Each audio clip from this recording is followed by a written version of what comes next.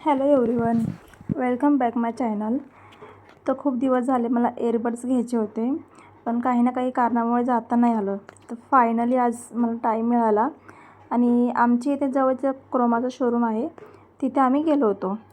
तर तिथे एक आवडलं मला. फायनली आज मी माझ्यासाठी आज एअरबड्स घेतले. तर बाहेरून येतानाच मी थोडंसं स्नॅक्स घेऊन आले होते. तर मी पप्पांसाठी आणलं होतं वडापाव आणि पॅटीस. गरम गरम होते ते घेऊन आले होते. आणि आमच्यासाठी आणलं होतं सोयाचाप. मलाही सोयाचाप होतं, तर पप्पा सोयाचाप नाही खात, त्यामुळे त्यांच्यासाठी पॅटीस आणि वडापाव घेऊन आले होते. आता मी पप्पांना आधी वडापाव आणि पॅटीस दिलं आणि त्यानंतर आम्हाला इथे मी सोयाचाप खायला घेतलं. तर जोपर्यंत स्वयंपाक होतो म्हटलं तोपर्यंत थोडंसं काहीतरी खाऊन घेऊया. तर मी इथं मी परी आणि मम्मीसाठी काढून घेतलं आणि आम्हीसुद्धा सोयाचाप खाऊन घेतलं. त्यानंतर मी लगेच स्वयंपाकाला लागले.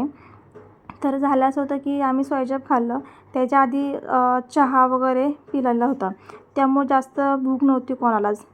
तर मग म्हटलं जास्त काही बनवायला नको, चपाती भाजी वगैरे आज कॅन्सल केलं. म्हटलं फक्त राईस बनवूया.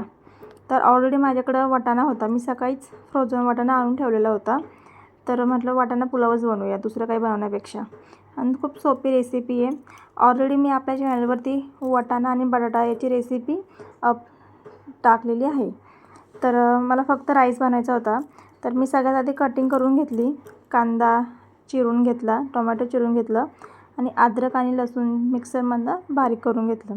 छानशी पेस्ट बनवली त्याची. तर जसं तुम्ही इथं बघताय, मी आधी सगळी कटिंग करून घेते आणि कटिंग केल्यानंतरच मी गॅस चालू करते. शक्यतो भाजी वगैरे बनवायची असेल ना, तर मी आधी सगळी तयारी करून घेते आणि मग गॅस चालू करते. तर इथं मी कटिंग झालेली आहे माझी. ऑलमोस्ट तयारीसुद्धा झाली आहे. कांदा वगैरे चिरून झाले, टोमॅटो चिरून झालेलं होतं. तर मी गॅस चालू केला, त्यात कुकर ठेवलं. कुकर छान गरम झाल्यानंतर तेल टाकलं. तेल टाकल्यानंतर मी खडा मसाला आहे तो टाकला आणि लगेच कांदा टाकला. कांदा थोडासा लालसर झाला, त्यानंतर मी अद्रक लसूणची पेस्ट टाकून छानसं फ्राय करून घेतलं. ते फ्राय झाल्यानंतर लगेच टोमॅटो टाकलं. टोमॅटो छान मऊ होईपर्यंत शिजवून घेतलं. थोडंसं मऊ झालं की लगेच मी आपले मसाले टाकून घेतले. वेगळे काही मसाले नाही आहे, जे आपले घरगुती मसाले असतात नेहमीचे तेच मसाले मी यूज करते. जसे की कांदा लसूण मसाला, मिरची पावडर, हळद, मीठ, धना पावडर, जिरा पावडर आणि थोडीशी मी काश्मीरी मिरची पावडर होती तीसुद्धा टाकली होती. धना पावडर आणि जिरा पावडर ही मी घरीच बनवून घेते. त्यानंतर मी लगेच त्यामध्ये वाटाणा टाकला, छान फ्राय करून घेतला. वाटाणा टाकल्यानंतर लगेच तांदूळ स्वच्छ धुवून घेतले आणि लगेच त्यानंतर मी तांदूळसुद्धा त्यामध्ये ॲड केलं. एकदा छानपैकी मिक्स करून घेतलं आणि त्यानंतर मी थोडं पाणी टाकून आणि जे हे पाणी आहे ते मी जे मिक्सरचं भांडं आहे त्यात आधी टाकून घेतलं, कारण की त्याला थोडंसं ते अद्रक लसूणच्या पेस्टचं होतं, म्हणून ते मी पाणी त्यातमध्ये टाकून यूज केलं. तर माझ्या भाताला इथं एक उकळी येते आहे. जोपर्यंत उकळी येत नाही तोपर्यंत मी कुकरचं झाकण नाही लावत. ही माझ्या सासऱ्यांनी मला सांगितलेली ट्रिक आहे, कारण की जेणेकरून त्यातलं जे पाणी असतं ते बाहेर येत नाही. तर थोडंसं पाणी उकळतं आहे तोपर्यंत मी इथंच भातासोबत खायला मला आज कोशिंबीर बनवायची होती, पण नंतर मग तेही कॅन्सल झालं माझं. मला फक्त आपण असं कट करून खाऊया. पण कोशिंबीर बनवल्यानंतर काय होतं, त्यातलं परी गाजर काढून खाते आणि मग तिला ते गाजर काढून द्यावं लागतं. शक्यतो ती गाजर नाही खात. बीट आणि काकडी ती आवडीने खाते. त्यानंतर इथं लगेच माझ्या कुकरच्या 3 शिट्ट्या झाल्या होत्या.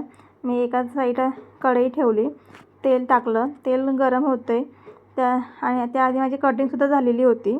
तर मी इथे पापड फ्राय करून घेतलं, म्हणजे तळूनच घेतले. तर छानपैकी मी इथे पापड तळून घेतले. माझा भात रेडी होता, कटिंगसुद्धा झालेली होती आणि गरम गरम भात मी लगेच जेवायला वाढलं. तर चला आता इथं मी सगळ्यांना जेवायला देते.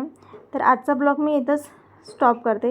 कसा वाटला मला कमेंट करून नक्की सांगा. तोपर्यंत काळजी घ्या. Bye bye.